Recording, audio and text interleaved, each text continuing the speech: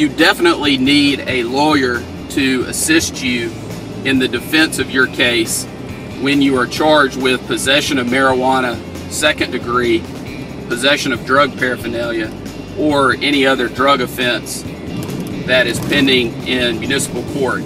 Under Alabama law, the maximum amount that you can be fined in a municipal court on a Class A misdemeanor, such as unlawful possession of marijuana second, is $500. You can also be sentenced up to 6 months in jail.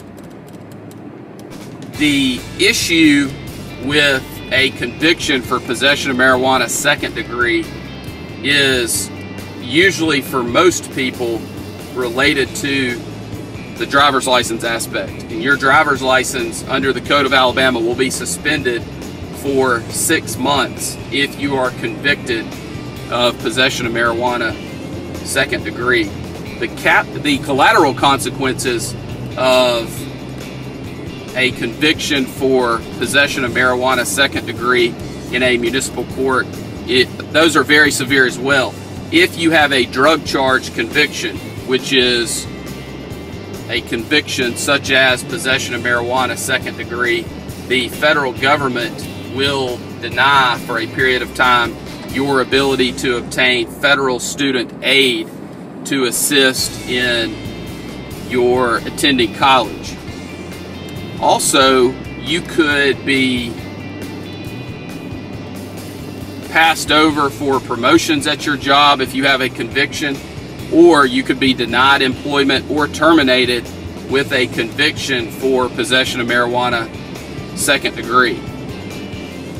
In addition, if you have a professional license, it is very, very, very important that you understand that if you are convicted of a drug offense, depending on what your board requires, you will likely be required to notify your board either immediately or on renewal that you have been convicted of a drug offense. It's very, very, very important that you do everything within your power on the front end to avoid a conviction so that you can protect your professional license.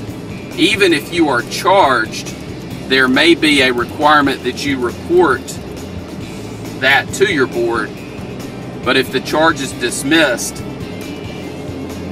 you will not suffer any of the other collateral consequences, and you may not be subject to discipline by the board that issued your license.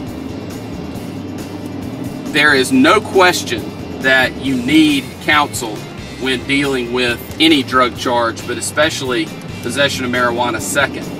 The other drug charge I want to talk to you about is possession of drug paraphernalia.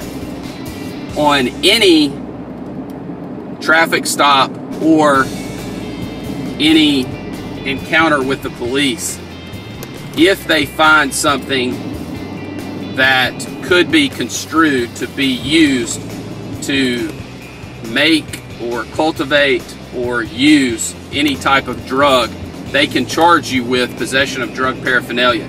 If you look at Alabama Code Section 13A-12-260, it lays out about 15 ways that an item can be used in a way that would constitute drug paraphernalia. In addition, it goes through a list of items that I will not go over with you here. The bottom line is, if you are charged with possession of drug paraphernalia and you feel like you are wrongfully charged, or the item was in your possession not for use as drug paraphernalia, then it is something that we need to be aware of so that we can bring that up through the negotiation process in an effort to settle the case, or through the trial process. It's important for you to understand that there are multiple options on resolving drug cases that help you to avoid a conviction. That is the goal in every single drug case, is to avoid a conviction for the charged offense. It is important that you have competent legal counsel who has handled thousands of Alabama criminal cases and who has the experience and the knowledge necessary to get you the best result possible on your case.